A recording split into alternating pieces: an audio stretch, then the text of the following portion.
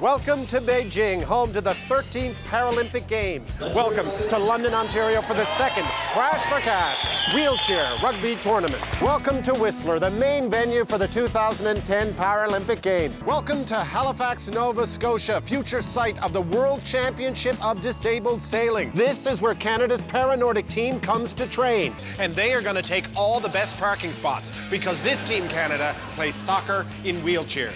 This week, the Mercer Report pulls up a chair and plays with the world's best. Being strapped in is always a bad sign. Is there an eject button? How do you bounce a ball in this? Hey, it's not bad. Not bad. Oh, that was bad. I'm on the ice with Team Canada. Dare to dream. I'm not in Middle Cove now. Oh. Ow. Why don't I have elbow pads? I'm the tallest guy. You are. I've never heard that before in my life.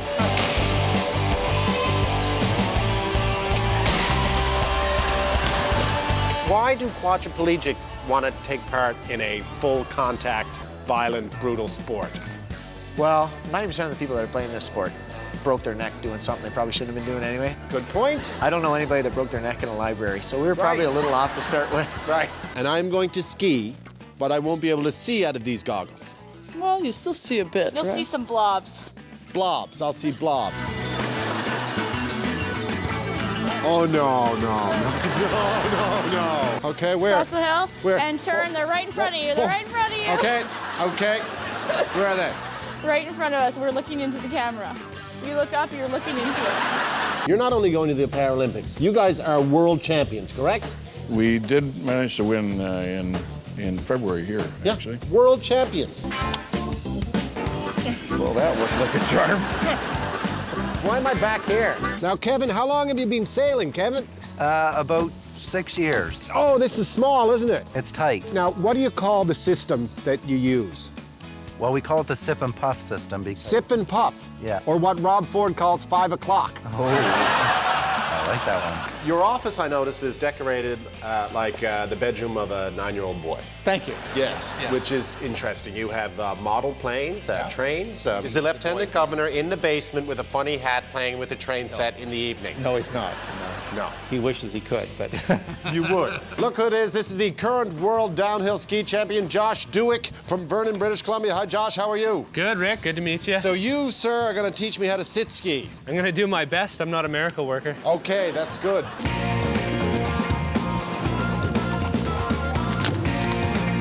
Awesome. He makes it look so easy, it's ridiculous. $10 eyes closed? $10 eyes closed, $10 eyes closed. Okay, here we go. Those eyes closed. You saw it. That is amazing. Hello, oh yes, of course. Oh. She has a gold medal. Oh. Yes. What could go wrong? Well, we're gonna get Brian to guide you. Oh, you're gonna lead me. The blind leading the blind.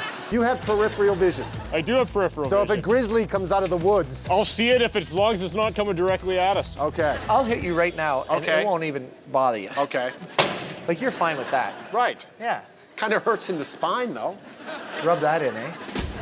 No, I'm just saying. You're on a roll now. When did you start this sport? How old were you? 16 years ago. You were. How old were you when you started? I was 11. So you know what this feels like. No, I don't think I was ever that bad.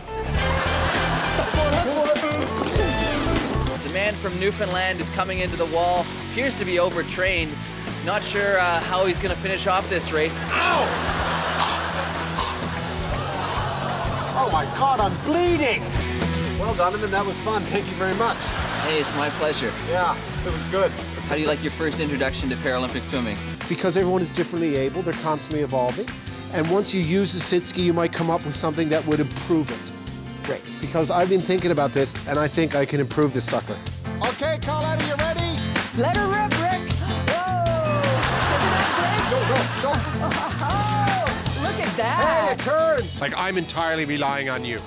I couldn't get this thing to shore if you paid me. So, do you like that feeling, or would you rather have someone who knows what they're doing back here? It makes it more of an adventure. Somebody.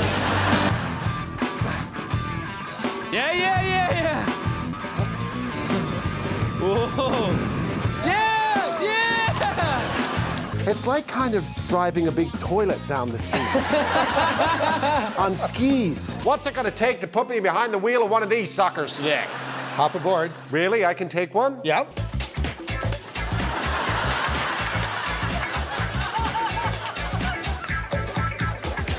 Have you ever run over Dalton McGuinty?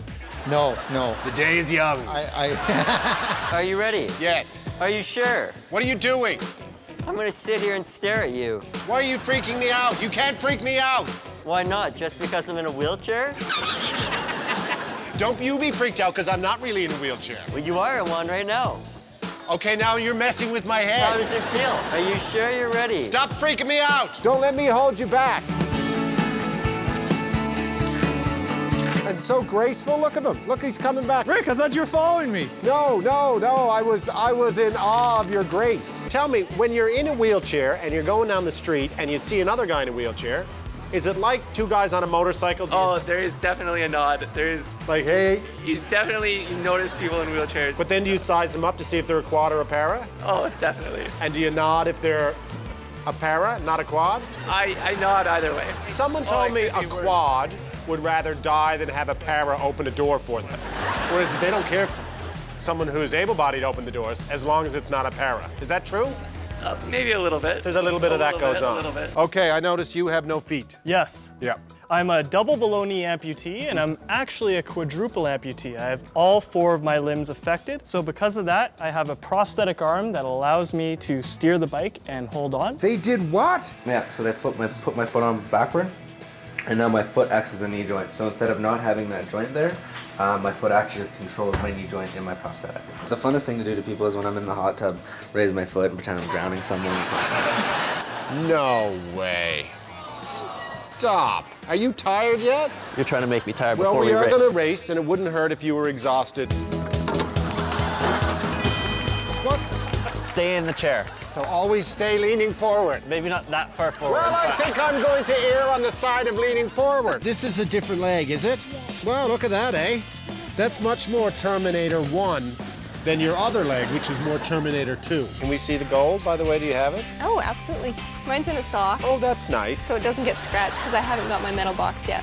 Oh, look at that. That's very pretty. Do you have any tips for me? If I can do it, you can do it. If a quadruple amputee can do it. No. If anything, after all these years of talking and working with Paralympians has taught me anything, that's not true. Okay. Just because you can do it does not mean I can do it. What did you say?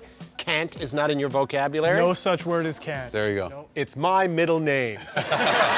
There's lots of sports that visually impaired people partake in, obviously, but why downhill skiing? Why does that turn you on? I love the speed. I like to go fast, and also it's a sport that I can do on my own. Almost, I need someone in front of me, but I'm not pushed or pulled by someone, so I'm totally free. So you're a competitive person, but is the sailing about the competition, or is it about a new level of freedom? It's a little bit of both. I mean, I like the freedom and the ability to control where I'm going. When I first acquired my disability, I was down in the emergency room and the doctor had a chance to scan the x-rays.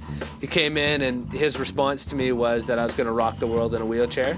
And before I knew it, I'd be back on the mountain riding a sit ski with all my friends. And first snowfall after that, you were out there. Back at it. That's amazing. So there wasn't a period of time where you thought like, oh, this is it, I'll never be able to do sports again? No, if anything, sports was like the biggest thing that helped me through, you know, just to get out there and you can try 110% again and compete with the best in the world. And now you're going to the Olympics, maybe? Probably, hopefully. We have 3.6 million people in Canada with disabilities of some sort.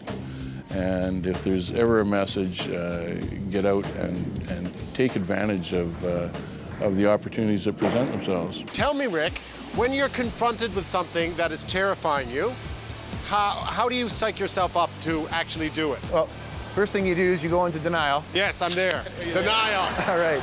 Then you go into a sense of studying what it is you're dealing with. Right. Okay, so look down.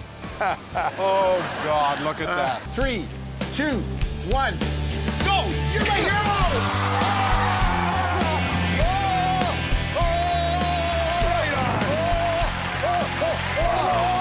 One, two, three.